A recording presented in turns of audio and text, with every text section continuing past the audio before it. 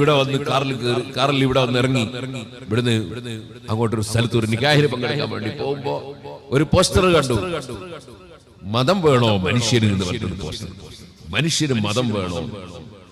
അതെ, മതം ഇളകിയാൽ അങ്ങനെയൊക്കെ പറയും. അങ്ങനെയാണല്ലോ.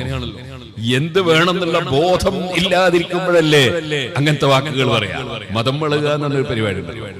അപ്പൊ പിന്നെ പലതും മതം ഇല്ല വേണ്ട എന്ന് വെച്ചാൽ അതിന്റെ അർത്ഥം എന്താ? ഒരാൾക്ക് എങ്ങനെയും ജീവിക്കാം എന്നല്ലേ ആ പറയുന്നത്. അങ്ങനെ വന്നാൽ പിന്നെ അദ്ദേഹത്തിന് അങ്ങാടിയിലൂടെ നടക്കുമ്പോ അദ്ദേഹത്തിന് നഗ്നത മറക്കേണ്ടതുണ്ടോ? തുണി ഉടുക്കേണ്ടതുണ്ടോ? കാരണം തുണി ഉടുക്കണമെന്ന് പഠിപ്പിച്ചത് മതമാണ്. അതെ, മതം പഠിപ്പിച്ചതാണ്.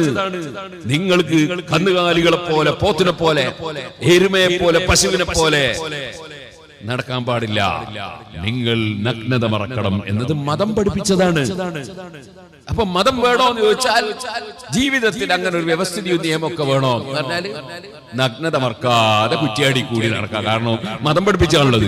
പിന്നെ ആര് പഠിപ്പിച്ചതാണ് ഈ ഔറത്ത് മറക്കണം, നഗ്നത മറക്കണം എന്നത്? ആര് പഠിപ്പിച്ച? അത് മതം പഠിപ്പിച്ചതാണ്. അതെ, അതുകൊണ്ട് ഏത് മതവിശ്വാസികളും അത് അംഗീകരിക്കും. ആ വിശ്വാസം കടമെടുത്തിട്ട് ചിലപ്പോ യുക്തിവാദിയും തുണി കൊടുക്കുന്നുണ്ടാവും. അത് മതത്തിന്റെ ആശയാണ് അയാൾക്ക് ചിലപ്പോൾ മനസ്സിലാകുന്നുണ്ടാവില്ല. അദ്ദേഹവും ചിലപ്പോൾ ചെയ്യുന്നുണ്ടാവും. സുബ്ഹാനല്ലാഹ്, അത് മതത്തിന്റെ ആശയമാണ്. തുണി കൊടുക്കണം എന്ന ആശയം പഠിപ്പിച്ചത് മതമാണ്.